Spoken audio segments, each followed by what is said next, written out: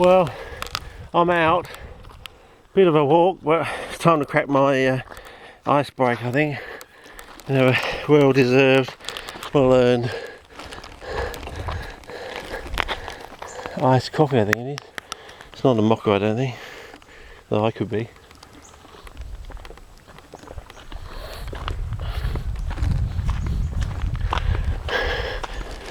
Oh, yeah, I think this is the first bend. The car's at the next bend. If you want to look it up on Google Maps, just check the footage is going. Yeah.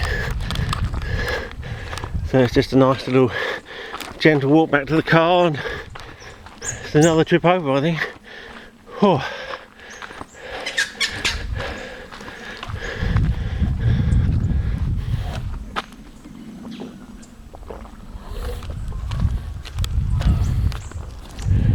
Oh.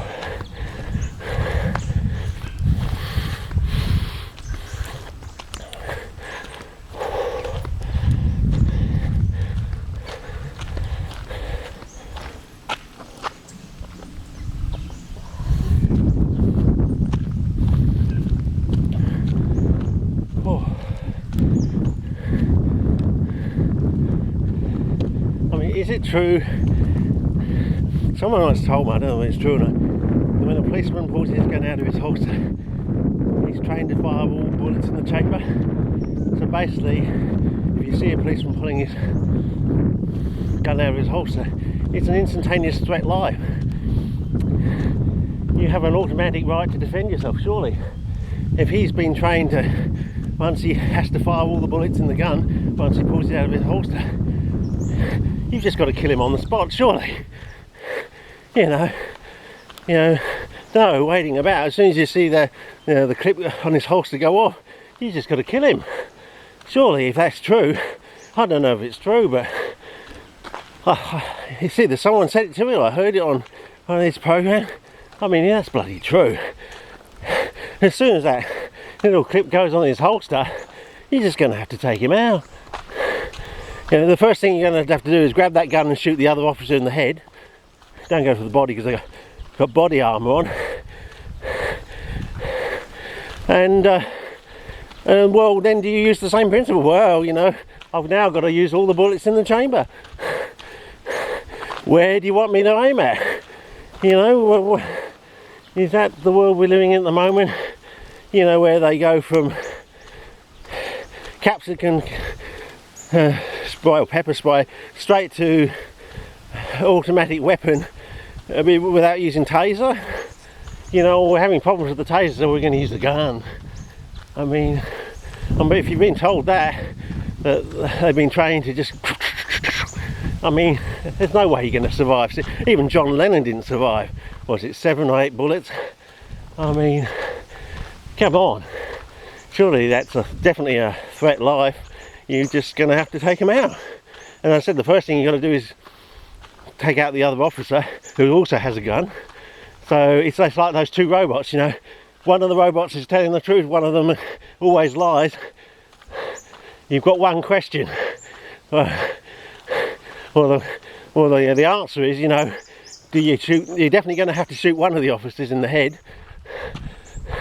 It's just whether you're the one you've taken the gun off of, do you shoot them as well? Or do you say, you know, I'm feeling gracious today, officer, I only killed your partner. You know, is that what we've come down to today, in today's society?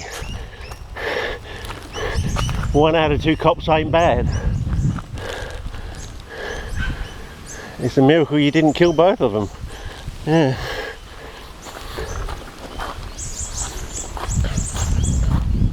Anyway, as I said before, there's nothing like a bit of petrol spray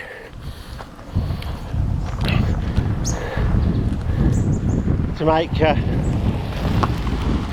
an officer of the law think twice about using their taser or their gun in case they have a bit of a backflash. Yeah. And what was going on with my days at primary school with flammable and inflammable? It used to drive us nuts as kids. Using inflammable when you should be using flammable, and flammable when you should be using inflammable. And it just, I think I've said this before, I went to school with some girl that had her eyeball burnt out, you know.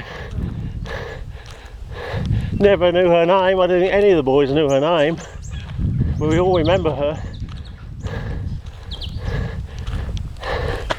So who the smeg thought of getting those two adjectives round the wrong way? You know, so kids are sort of saying, well, does that mean it actually catches fire, or does that mean it's safe to... God. Yeah.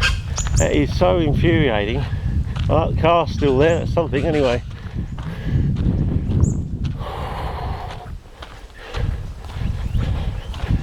Oh, what was that film called? One with John Jarrett in it? Oh, one with the meteorite crater. They reckon the movie show didn't even review it.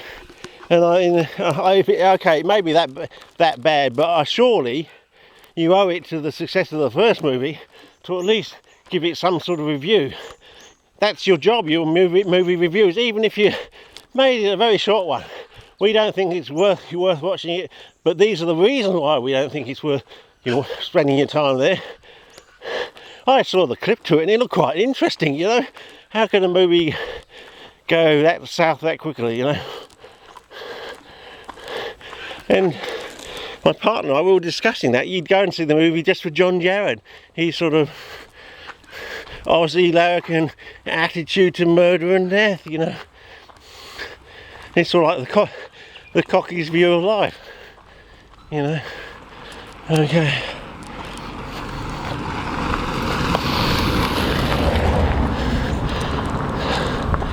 So, yeah, someone captured in the can for posterity. Oh, another car sitting there. Interesting. Where are they gone? Because I don't think you're allowed to go on that side of the road. I don't think that's part of the park, according to my map.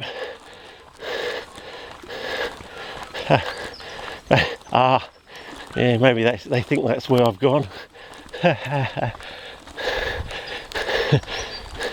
Oh no, someone's got their foot up against the window. It's rather interesting. Is it a foot? No, surely not. Oh, I better get the number plate just in case. Suddenly on the news tonight they found some dead body out there. I can see, well, he definitely wasn't in that car at this sort of time. Even though I haven't got my clock with me, I have one in the car. It's also recording the time on the camera, hopefully. So if someone has got lost down there or something, or someone's dumping a body down there or something, we know we've got some sort of window of when it happened or was happening. Okay, clock. What time is it now? Oh, there is it. There we go. 1:19. Oh, there you go.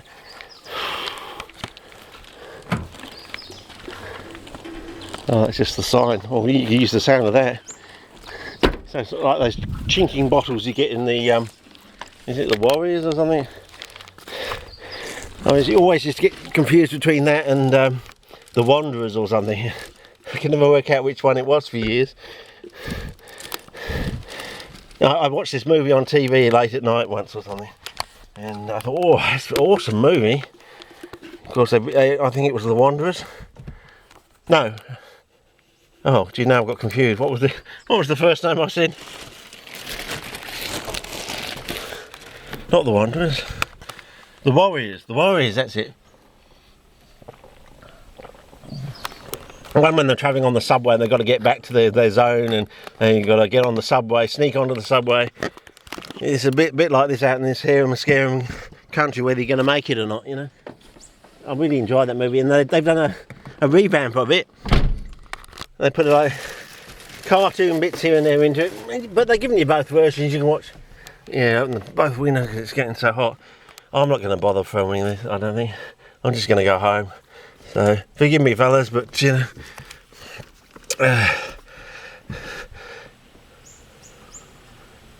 CIPPERNISM, yeah, CIPPERNISM, yeah, okay. Oh well, it's got a bit of vitamin, yeah, CIPPERNISM and the Victorian Society Journal from March 2006. They both got their yearly dose of vitamin D today. I probably will get more later on in the season, but anyway, over and out for now. I think that's the end of this clip, and makes you wonder. Oh well, I'll stay glued to the news when I get home. You never know. Never know what happens out in this sort of country. Okay, over and out. I think, oh, I suppose I could put the camera in and just run the card out for you. Which way do you want me to go to today, fellas? Maybe go back that way? I don't know. Oh well, wherever we go.